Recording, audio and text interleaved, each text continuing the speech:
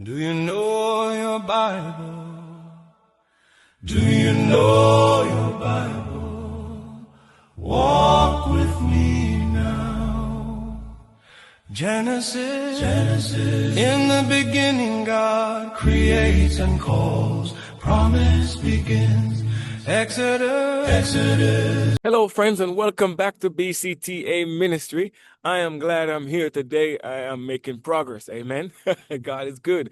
Our memory text remains the same. 1 Corinthians 1, verse 10. I appeal to you, brothers, by the name of our Lord Jesus Christ, that all of you agree that there be no division among you, but that you be united in the same mind and the same judgment. Let us pray. Father, we thank you for bringing us here today. Simple to the cross we cling, nothing in our hands we bring, but, oh God, love for you in our hearts. Thank you for bringing us here today. Amen. Now, today we will be looking at wisdom and maturity. Now, complete union with Christ and with one another is necessary to the perfection of believers. Christ's presence by faith in the hearts of believers is their power, their life. It brings union with God. Thou and me, as the Bible puts it, union with God through Christ make the church perfect. Don't touch that button. We will be right back.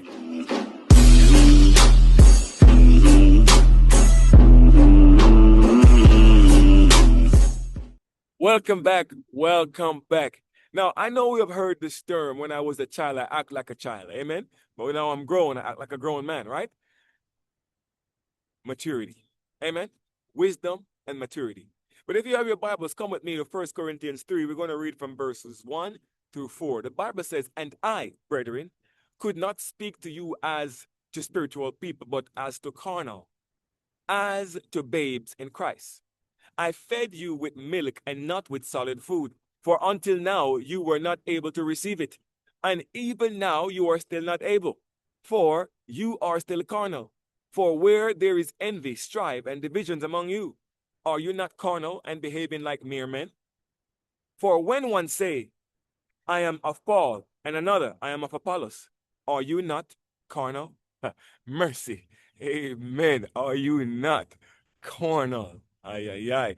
Now, Paul makes it clear that spiritual maturity leads the believers to appreciate the wisdom of God. Amen. And we see that, right? Which is communicated to us through the Holy Spirit. You can look at 1 Corinthians 2, 6 and 7. That depicts that as well. Amen. The believer who lives on milk is unskilled. They are unskilled in the word of righteousness since he or she is a child. But solid food for the mature, for those who have their power of discernment, trained by constant practice to distinguish good from evil. Now, the history of John affords a striking illustration of the way in which God can use aged workers. Yes, you heard me right. Aged workers. Often we like to write people off. Oh, you're old. Old man, go and sit down. But the wisdom is there for us to grasp. You see, when John was exiled on the Isles of Patmos, many thought him to be past service, an old man, broken reed, ready to fall at any time. But the Lord saw fit to use him still. Though banished from the scenes of the former labor, he did not cease to bear witness of the truth. Hello, even in Patmos, he made friends and converts. His was the message of joy, proclamating the risen Savior. The most tender regards should be cherished, friends, for those whose life interest has been bound up with the work of God. Hello. These aged workers stood faithful amid storm and trials.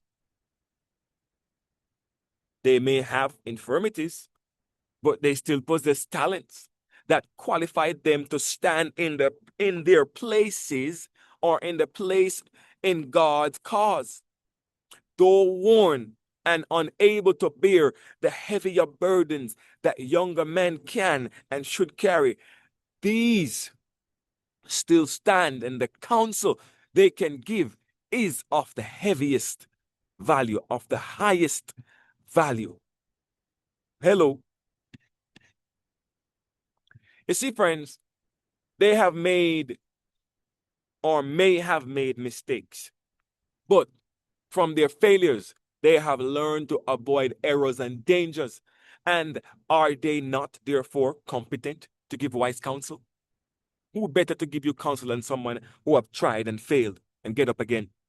They have borne tests and trials, and they have lost some of their vigor. The Lord does not lay them aside, so why should you? Why should I? He gives them special grace and wisdom. The Lord desires, friends, the younger laborers to gain wisdom, strength, and maturity by association with those faithful men. And those who have spent their lives in the service of Christ draw near to the close of their earthly ministry. They will be impressed by the Holy Spirit to recount the experiences they have in the connection with the work of God. You see, the record of his wonderful dealings with his people, of his great goodness, speaking of Jesus Christ, is delivering them from trials, should be repeated to those newly come to faith. God desires the old and tried laborers to stand in their place, doing their part to save men and women from being swept downward by the mighty current of evil. He desires them to keep armor until he bids them to lay it down. I tell you something, we are not to be driven to Christ. No.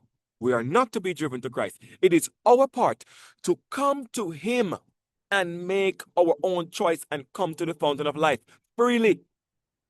You see, why should you not come to Christ? For in him we have hope of eternal life.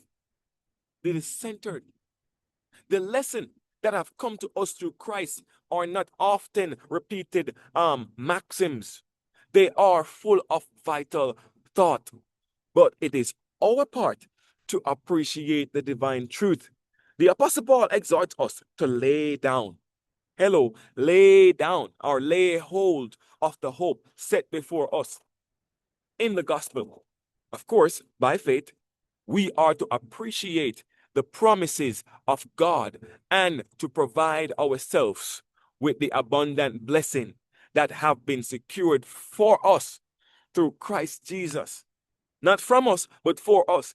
And you see, hope has been set before us, even the hope of eternal life. And as Paul puts it, hope does not disappoint, friends. Nothing short of this blessing for us will satisfy our Redeemer, but it is our part to lay down this hope by faith in him who has promised. We, and I say we because I'm included, may expect to suffer. For if it is those who are partakers with him in his suffering who shall be partakers of him in his glory. Hello, friends. He has purchased forgiveness and immortality for the sinful, perishing soul of men. But it is our part to receive these gifts by faith. And as we're coming to a close, I want to urge you, believe in him. We have this hope as an anchor of the soul, sure and steadfast as the billows roll. You see, we are to understand that we may confidently expect God's favor, not only in this world, but also in the heavenly world, since he paid such a price for our salvation. Faith in the utmost, faith as you go day by day, faith in the atonement and intercession of Christ will keep us steadfast and immovable amid the temptation that press upon us. And friends, let us contemplate the glorious hope that is set before us, and by faith grab hold requires wisdom and maturity. See you tomorrow. There's more to come.